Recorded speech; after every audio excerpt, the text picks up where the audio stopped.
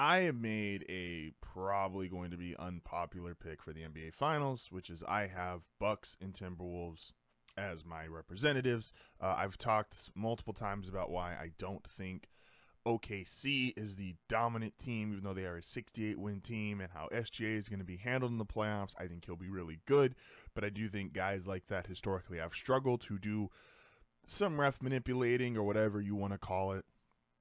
And how I believe the Celtics, even though they should be the favorite, I've seen the Bucks when they were the favorite and it didn't work out when they were defending champions. I saw the Nuggets when they were the defending champs, and they were the overwhelming favorites and it didn't work out.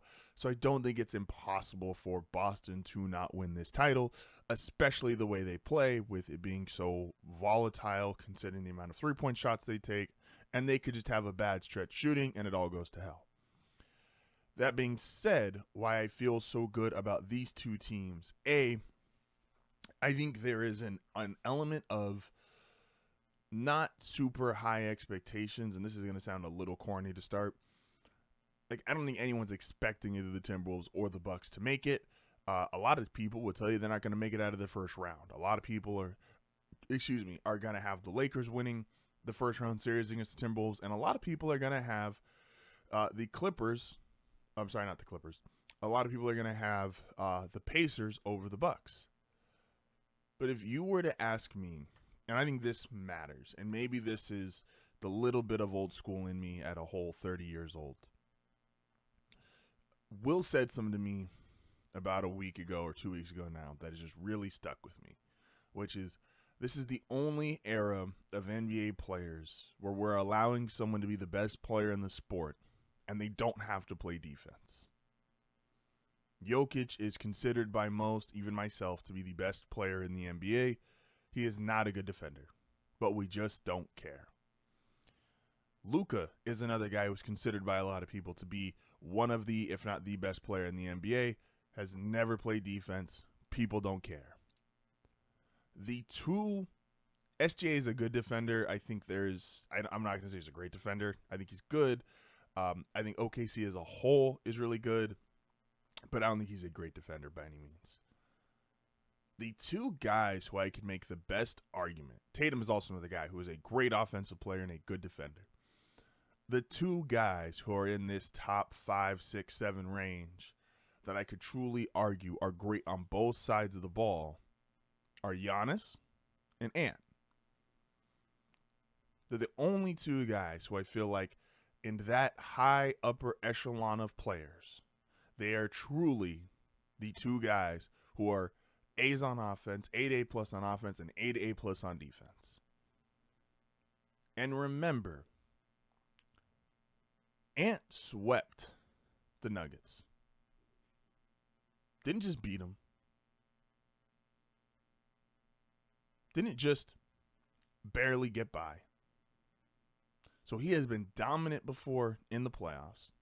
He is a guy who is athleticism is reminiscent of prime Dwayne Wade.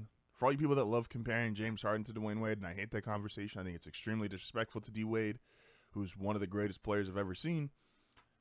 Ant, athletically and stylistically, has a lot of D Wade in him. He also added a three-point shot and led the NBA in three-pointers made this year, shooting almost 40%. So a guy who is prime D-Wade athlete and a all-time shooting season from 3 points. That guy, when you get into the playoffs, I think the style of which he plays, I think the style of which Minnesota plays, and we got to give some credit to Minnesota, Rudy Gobert has been better than any of us want to admit. And I think that is going to be a problem for the Lakers. I know they think they're just going to pick and roll and pick apart Rudy Gobert and go at Rudy because that's been the standard and the norm throughout his playoff career. But Rudy has been playing some really great basketball, both on offense and defense. He's no longer just a liability, or has been playing at least like he's no longer just a liability.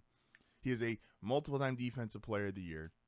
They have multiple defenders to throw at the Lakers. They have more depth than most teams want to give them credit for, especially have more depth than the Lakers. I think Chris Finch is one of the most underrated head coaches in the league. He should be in, when we discuss great head coaches, we got to throw him in there. So I've got great head coach.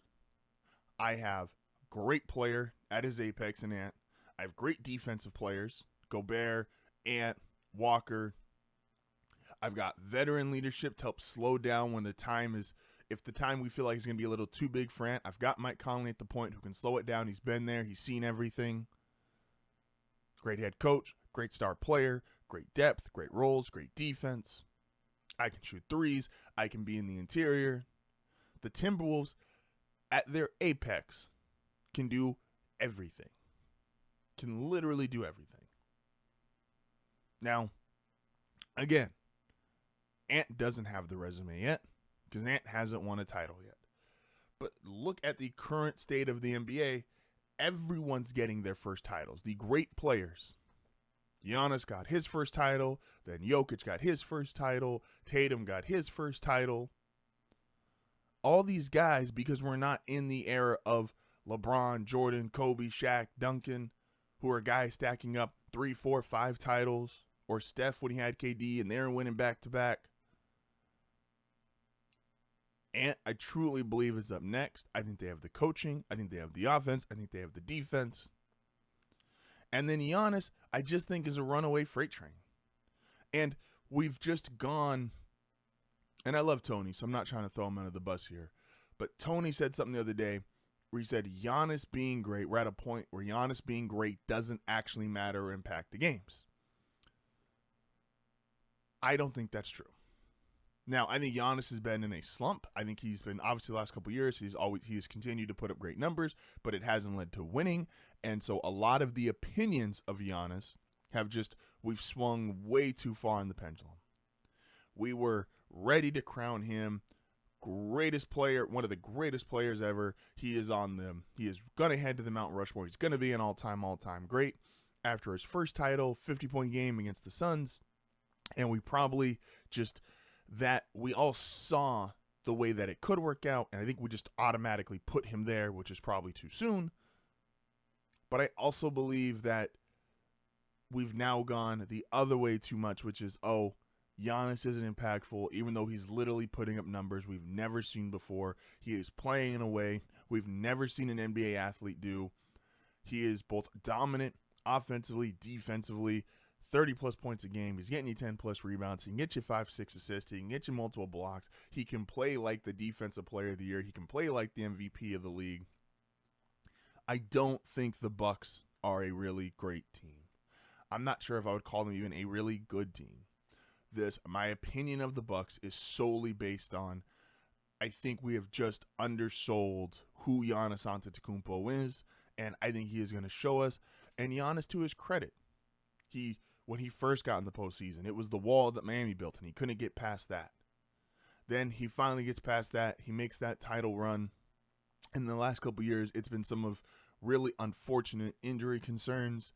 Obviously with Drew Holiday, who got hurt. Chris Middleton got hurt. Portis has been hurt. And now even this year, Dame with the blood clot issue. It's been a lot of just unfortunate injuries. And I don't think any of it's going to matter. I think Giannis is going to run through the playoffs on the Eastern side of things. And I think he's going to put himself back in the finals, and he is going to reestablish himself. I don't think he's left this spot. I think Giannis has been the best player in the East the last 3 to 4 years. Maybe even 5 years if you want to go all the way back. But he's going to firmly reestablish himself because Tatum is coming for his spot. There's no debating that. Tatum is coming for his spot as the best player in the East. I think he is going to reestablish that. He is going to get back there and going to make this finals run. So Timberwolves Bucks is my NBA final prediction. And with that being said, when you get into a finals matchup, Timberwolves Bucks, I think Giannis, again, Gobert is going to be there to meet him at the rim.